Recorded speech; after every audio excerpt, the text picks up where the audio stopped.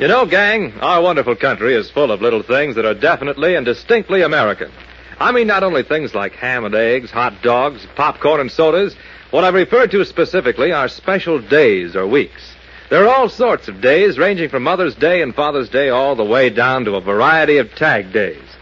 Then there are special weeks, such as Safety Week, Be Kind to Animals Week, and even a Donut Week. Now, the President has proclaimed a new week, Brotherhood Week. And this, so far as we're concerned, is the most important of all. American Brotherhood Week, proclaimed by President Truman for observation beginning Monday, February 22nd, is designated so that you and I and all other Americans can concentrate our thinking on the evils of race prejudice. It's set aside so that we can contemplate the peace that comes from understanding of our fellow man. It's a period during which we are invited to give serious thought to the fact that the very greatness of the United States is a result of the wonderful mixture of races, religions, and ancestries that are found here. A mixture of thinking, habits, and cultures, out of which has come the magnificent traditions of our country. So you see, in order to preserve that which in just a few hundred years has made the United States one of the biggest, best, and most powerful countries in the world, it's necessary for us to throw out all prejudice and to practice tolerance. Let's make Brotherhood Week last all 52 weeks of the year. Look, gang, please don't ever get the idea that we're preaching at you on this program. Actually, that's the farthest thing from our minds. Whatever we tell you in these little chat periods is something we think you should know, something everyone should know. What's more, we feel that you probably like to be informed or reminded of things that are important. For instance, we know that you, like everyone else, are very much interested in a life of peace and happiness, which is why we mention the subject of tolerance so often. We're convinced, and most straight-thinking people are too, that only by driving racial and religious prejudice out of our thinking can we have peace. Only by recognizing the equality and rights of others can we expect others to recognize our rights. So we plead with you every chance we get to be tolerant of other people, even if physically they appear to look different, or if they should happen to worship in a church other than your own. And when we tell you about the starving children of war-torn Europe and Asia, we do so because we are firmly convinced that as good Americans, you are interested in the plight of others, and that you sincerely want to do whatever you can to help those not so fortunate as we who live in the United States. Yes, we think that talking plainly is the American way of straightening out little things which, if left unmentioned, might develop into important problems. And if at any time we fail to make ourselves clear, let us know. We'll be delighted to hear from you. Listen carefully now, gang, to what I'm about to say, because what you will hear is a warning. That's right, a warning, designed to put you on the alert so that you will be aware of a dangerous booby trap. Most of you, I'm sure, know what a booby trap is, but just to jog your memory, I'll tell you that a booby trap is a vicious, deadly device of war. It can be a phony flower pot, a pretty picture on the wall, a comfortable chair. Just anything innocent-looking, but rigged and set to explode the moment it is touched by an unwary sucker. Yes, that is what they are in war. But ideas can be booby traps, too, believe me. You can fall victim to ideas that sound innocent enough when you hear them, but you find that they explode in your face if you attempt to use and apply them in daily life. Now, one phony idea that any other person is not as good as you are because of his race, his origin, or the way he worships God is a booby trap idea. It's deadly, explosive, rigged by bigoted, prejudiced people with premeditated intent to set friend against friend. Yes, that booby trap idea can make a nation weak and a people divided. It can even lead to war.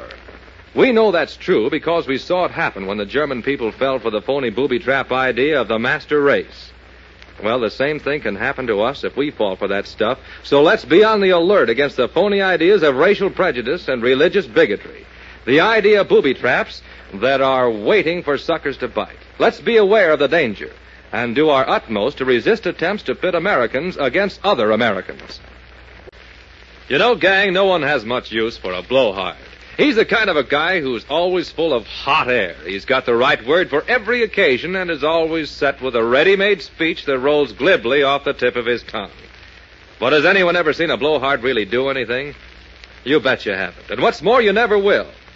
Well, some blowhards are sort of harmless. The worst thing they do is make a nuisance of themselves. But some of them get all loaded up with hot air about people. And when they start spouting their phony ideas of race prejudice and bigotry, well, then you kind of find yourself counting to 10 to keep from letting them have a sock in the nose. But violence never does any good with characters of that kind. You got to be able to out-talk them with facts, real solid facts that prove all men are created equal. And what's even more important, you've got to live that kind of thinking. That's brotherhood. And that's what makes for peace. You see, when you treat everyone like a regular Joe, no matter what the color of his skin or the way he worships God, then you're living brotherhood. You can do it in little ways. If you're scouting a good baseball player or your team, don't look at his skin color, look at his throwing arm.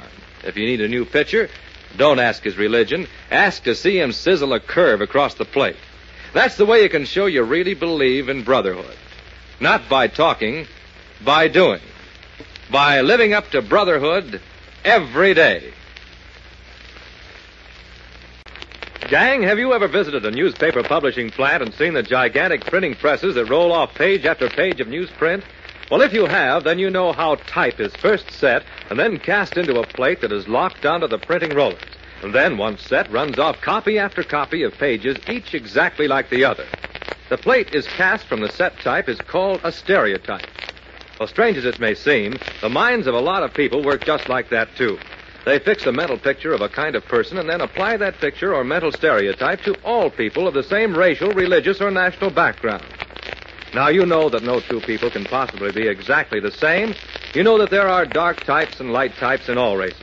That some are tall and some are short. Some are fat, some are thin. Some are good and some are bad. So you see, you can't stereotype people. Think how many stories you've read that included characters like Irish cops or Italian fruit peddlers or Negro porters. Well, if you judged by that alone, you'd be led to believe that all Irishmen are cops, all Italians fruit peddlers, and all Negroes porters. Well, maybe some are, but I'm sure you know some Irish insurance men, for instance, or Italian accountants and Negro doctors. So don't let yourself fall for the racial stereotype angle. Use your intelligence to help you realize that people can't be stereotyped like printing plates.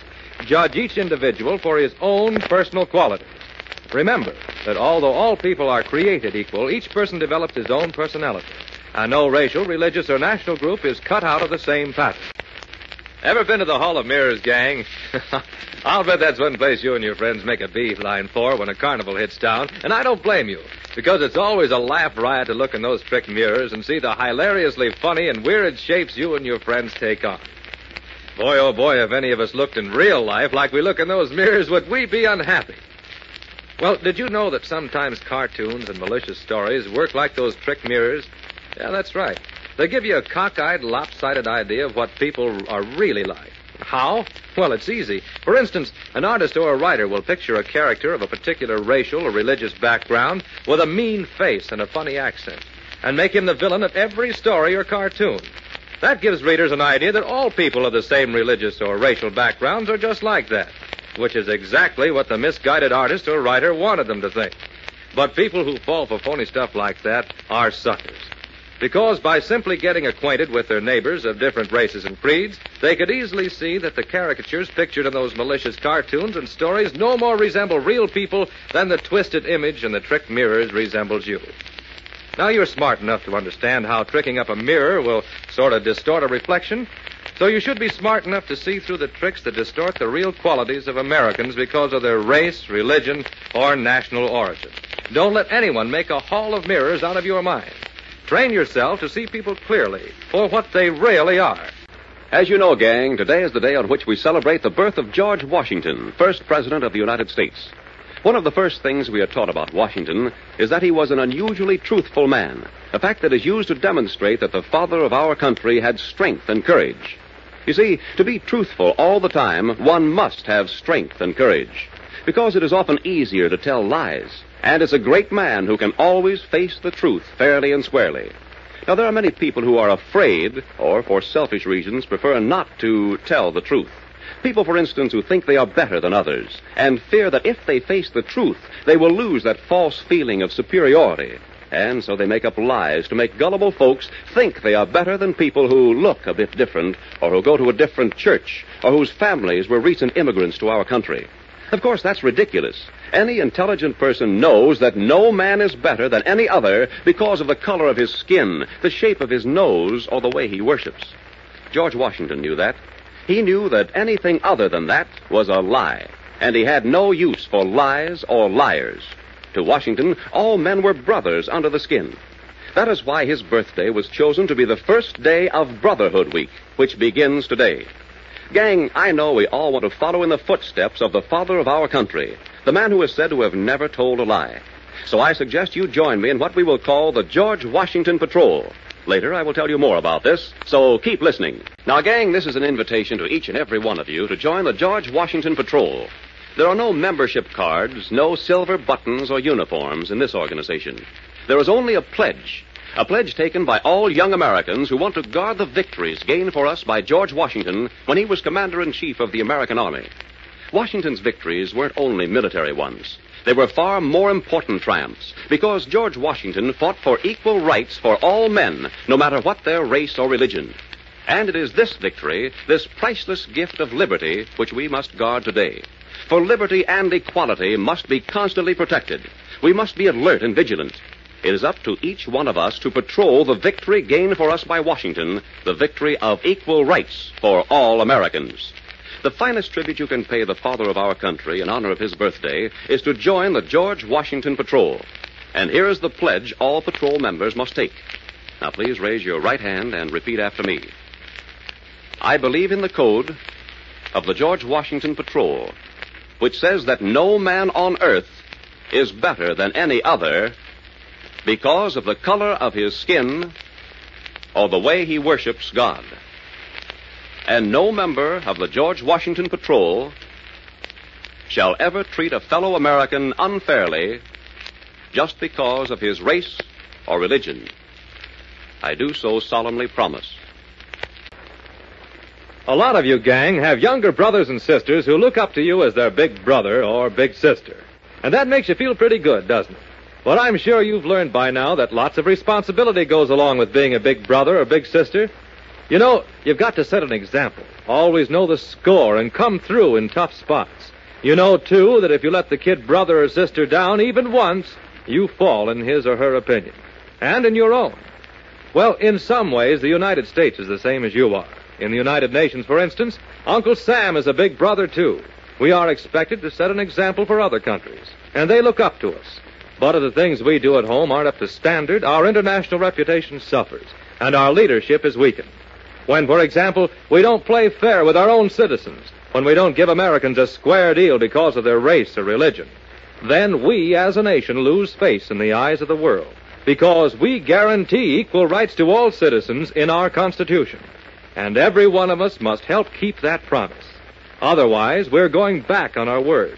One of the important things you and your friends can do to guarantee a square deal to every American is to make sure your club is open to youngsters of every race and religion. For one thing, who can tell?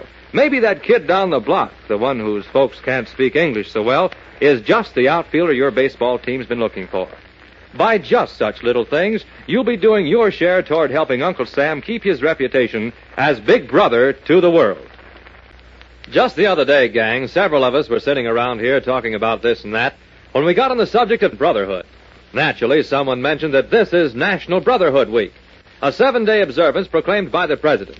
And that led someone to make the observation that it seemed shameful to find it necessary for brotherhood to be thought of and discussed for only 1 week of the year by presidential proclamation, because it seemed to him brotherhood was the simple, fundamental answer to peace, since it has many times been proven that peace on earth could come only from goodwill on the part of all men toward all other men. Well, he had something there. It would seem that we would have the intelligence to understand that brotherhood should be practiced all 365 days of the year. And in many instances it is. But the reason for the proclamation of Brotherhood Week for national observance is to awake some of us who forget, to bring the subject to the attention of some of us who may have slipped, and to clarify the true meaning of brotherhood to those who may be unaware or uninformed. Now, there is nothing deep or profound about the meaning of brotherhood.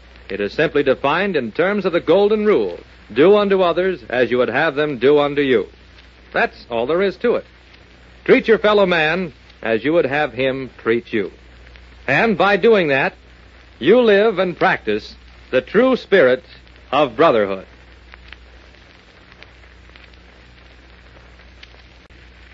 You know, gang, when you analyze wars to see what causes them, you find that usually they can be traced back to ridiculous, meaningless arguments such as the kind you've undoubtedly experienced with your friends and acquaintances. For instance, take an imaginary case of two boys who are playing marbles. In the course of the game, one of them claims to have won an Aggie. The other disputes the claim. There's an argument, and the argument grows more heated as it goes on. Then one calls the other a cheat or a poor sport or some other such thing. That causes him to call his friend a name. One thing leads to another, and finally a chip is placed on a shoulder and someone is challenged to knock it off. Or a line is drawn on the ground and someone has dared to cross it. There's a bit of pushing around, and then someone swings and the other retaliates. There you have a first-rate, venomous, bitter fight between two boys who just a few minutes before were friends. A fight that could have been avoided if one or both of them had been understanding enough to try reasoning instead of threats, or talk instead of blows. That's what happens between boys and girls. And that, essentially, is the same thing that happens between groups of people and even nations. Time and again it is conclusively proven that when people with differences get together and discuss them frankly, those differences disappear into thin air, because a sympathetic understanding of the other fellow's viewpoint leaves no room for fights. Try this time-tested formula in your own daily life, and as you grow up, apply it always in your associations with people and with nations. You'll find it's the only way to preserve peace and to eliminate wars. Do you know anything about how steel is made? Well, in case you don't, let me tell you briefly something about it. The base for steel is iron. That metal is, as you know, strong in itself, but not strong enough or flexible enough for many uses. So in order to make it strong and flexible for structural use, alloys are added in precise quantities according to the use for which the steel is intended. These alloys are also minerals such as vanadium, magnesium, chromium, and silicon. Now, without them and the art of blending them with iron, we would not have the powerful metal we call steel. Now, nations are very much like that. Take our own United States as an example. We are admittedly a powerful nation. And the reason for it is that blended with the basic iron among our people are the alloys, the mixture of races, cultures, and beliefs of types found all over the world that are mixed and blended to make a clear-headed, strong, virile nation. Take away any of the alloys in the mixture that is America, and you weaken it.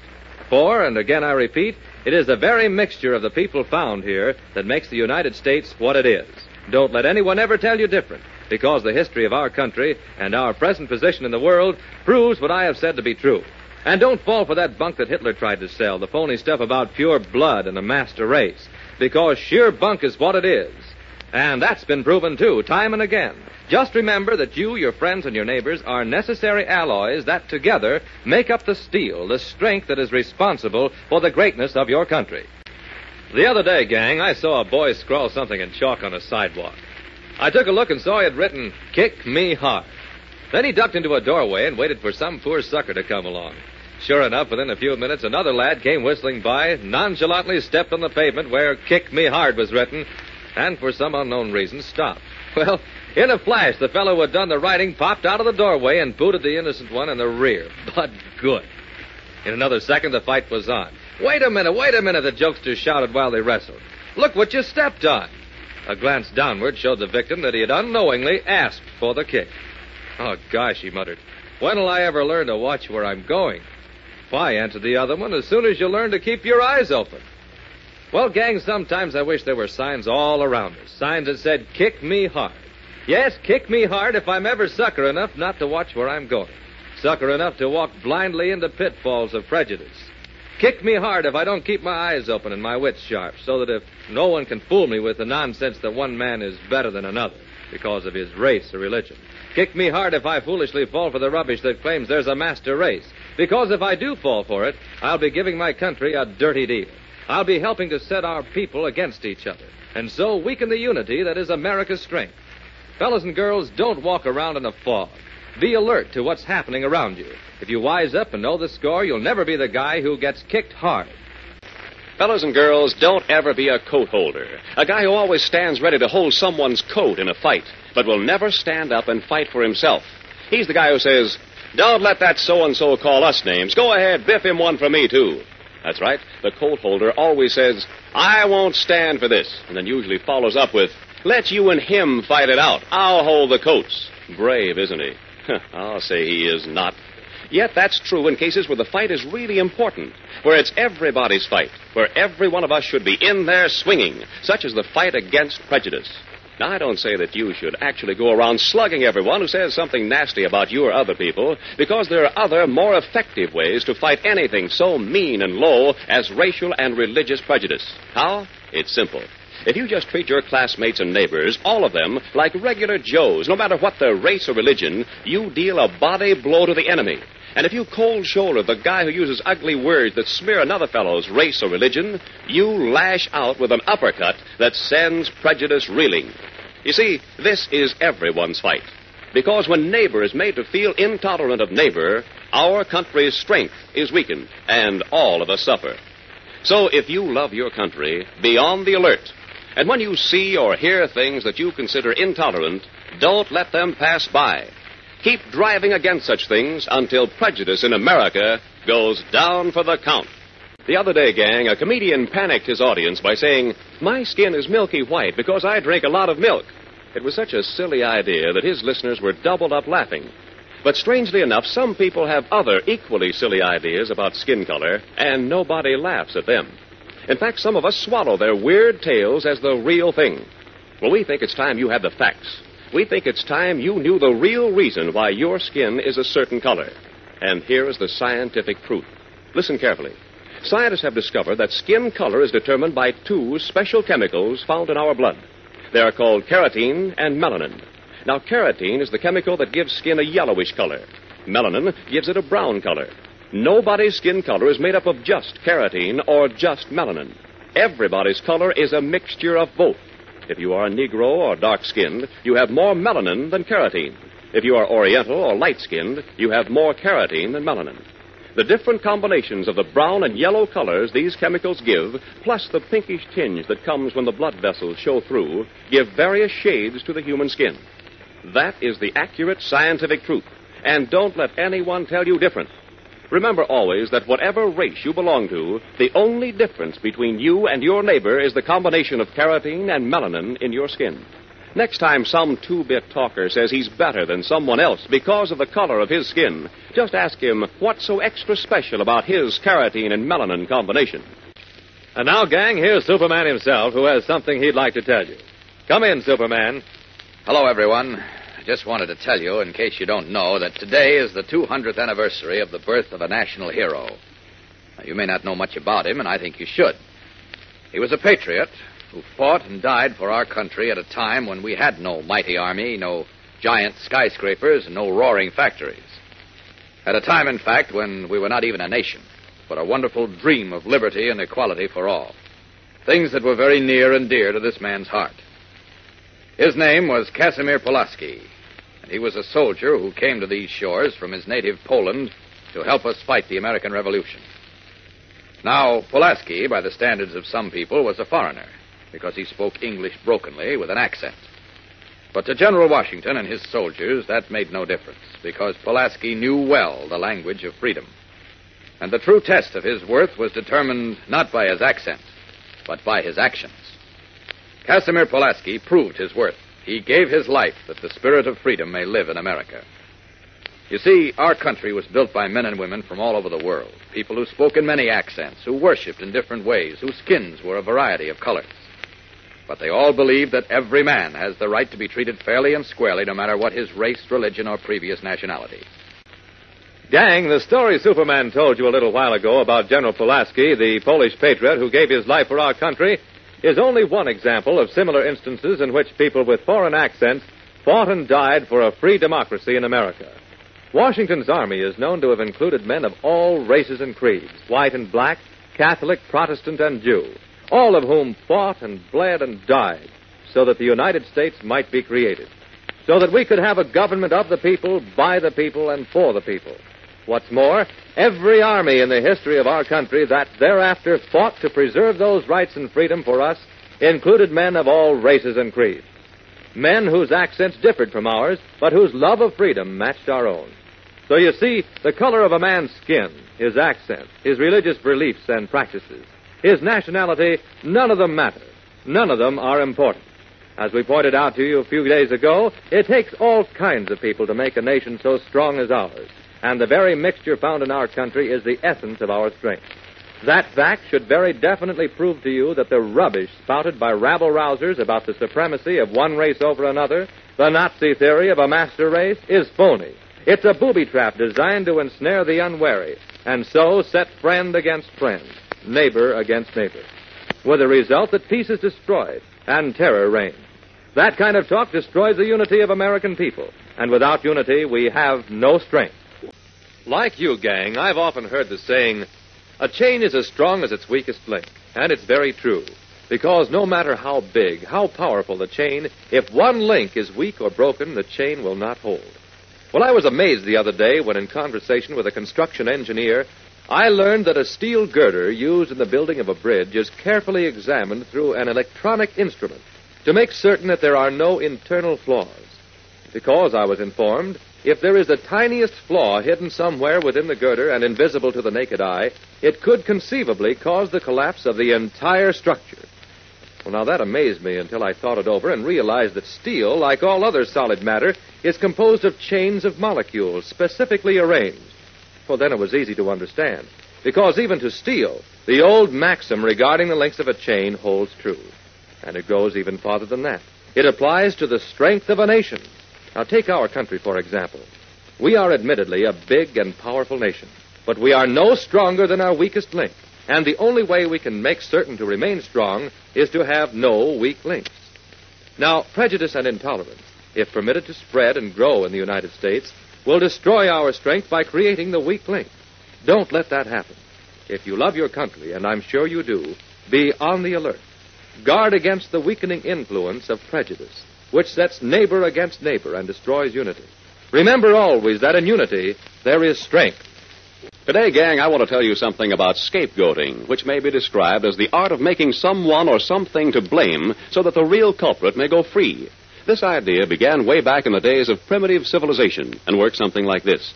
Let's say an epidemic of cholera broke out in a tribe where sanitation and medical science were totally lacking. As usual, in cases like this, the people turned to the medicine men. They, in turn, lacking in the knowledge necessary to treat the disease, must think of something that will not reveal their helplessness.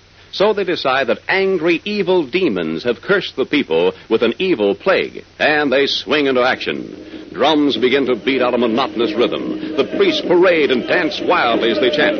Then they pull their prize stunt.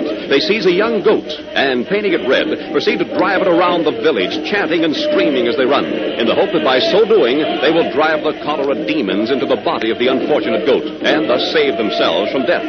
Finally, the terrified animal, pelted with stones, dies of multiple wounds and exhaustion, and the people, stupidly, believe that they are now forever rid of the disease.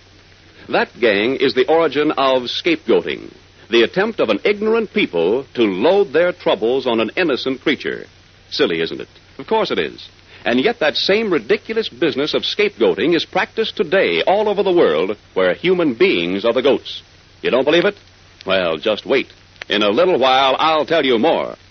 A little while ago, gang, I told you that scapegoating is the attempt of ignorant people to blame all their troubles on some innocent creature. And I showed you how this was first done among primitive tribes. But today, scapegoating is far more serious and far more brutal because it involves not goats, but human beings. You see, way back in ancient times, wicked rulers discovered they could fool the people and keep themselves in power by using the primitive idea of scapegoating. That is, blaming all the people's troubles on innocent groups. So it was that Nero, when he was emperor of ancient Rome, made the first Christians his scapegoats when, after setting fire to the city of Rome, he said the Christians did it.